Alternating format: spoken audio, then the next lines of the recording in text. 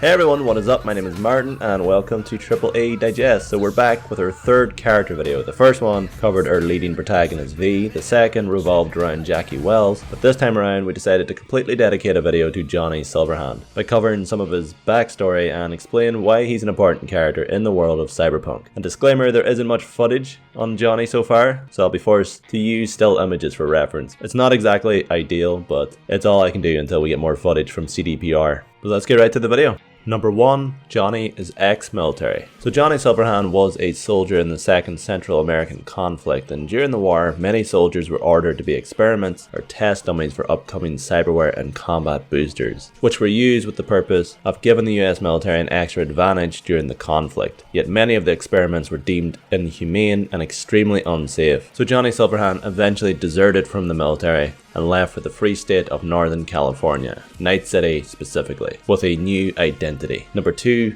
the leader of the band Samurai. So after some time in Night City, Silverhand set up a chrome rock band titled Samurai, and they are discovered in 2003 by an executive at Universal Music called Jack Masters, and Jack signs the band after seeing Johnny and co play at the Rainbow Cadenza, a bar within Night City. And weeks later, the band releases their first single titled Blistering Love, which reaches number 1 on the EUROCHARTS, although after much success, the group eventually breaks up in 2008, starting Johnny's solo career. And however, a rival label attempts to blackmail Silverhand by creating a hit piece on Johnny, labeling him a coward and threatening to out his desertion from the military in the hope of signing him to their label. Yet Silverhand instead uses that negativity and aims it towards the government through his solo album titled Sins of Your Brothers, that completely focuses on his stint in the military, the terrors he's seen, and his music forces the government to reveal their horrific wartime experiments. And the album's success shoots Johnny Silverhand further into stardom, cementing his place as a charismatic rebel whose music can inspire political change among the people of Night City and create revolutions if needed, and Johnny becomes a powerful and highly influential figure within Night City.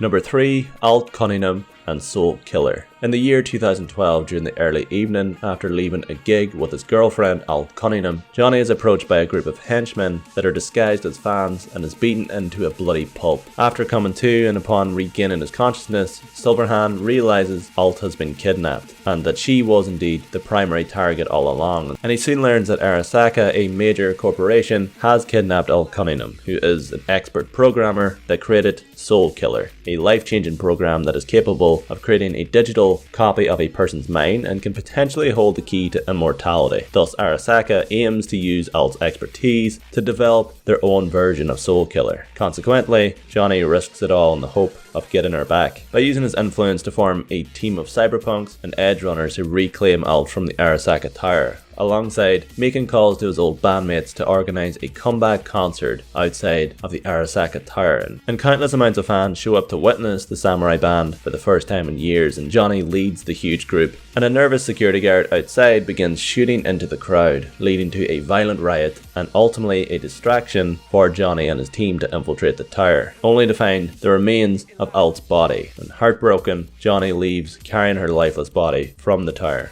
Although tragically, Alt Cunningham had uploaded her mind to the building's network using Soulkiller, cleverly planning to infiltrate their system and turn the building's defenses against her captors, and then with the plan of later returning to her body after they'd been dealt with. Yet through Silverhand's intervention and carrying her body away from the tower, it leaves Alt's mind trapped within the building's mainframe. Number 4. Johnny's quote, death. So years later in 2023, during the 4th Corporate War, Johnny learns that Alt is still alive and that ARASAKA are actually forcing an AI version of Alt Cunningham's mind to develop a new version of Soulkiller, and Johnny alongside his team gain entrance to the ARASAKA Tower with the goal of reaching the 120th floor where the Soulkiller labs are located in order to destroy the program for good, rescue Alt Cunningham from ARASAKA's grasp, and destroy the building's database itself, which has info that can topple governments, destroy alliances, and change the world as they know it. And upon finding the database, Spider Murphy, an expert netrunner among Silverhand's group, downloads Alt's mind into a storage unit, and in desperation and being ultimately the only viable option, Alt is uploaded into the net, a dangerous place in which many rarely survive, yet while attempting to leave, the group are ambushed by Adam's Smasher and ARASAKA security. And Johnny, being a hero in this moment, uses himself as a distraction to allow his team to make it out of the facility, and he is tragically gunned down by Adam's full auto shotgun. Shortly after, the ARASAKA facility is destroyed by a nuclear explosion, leaving many in Night City believing Johnny is indeed dead. Number 5. The Passenger. So the year 2077, over 50 years later, a new arrival within Night City begins to make a name for himself as a hired mercenary, and somewhere during V's story, our leading protagonist has a chip implanted against his will. Upon being left for dead at a junkyard during a deal gone wrong, the character is rebooted and introduced to the digitized ghost of our legendary rocker boy Johnny Silverhand, whose consciousness has seemingly been saved by Alt Cunningham's Soulkiller program before the explosion at the ARASAKA base, and his mind has been stored within V's immortality chip. So Silverhand will be seen during specific cutscenes, react to V's decisions and actions in the world, while also offering advice on how to handle certain conflicts. And based on the player's choices, their relationship will develop or become more strained.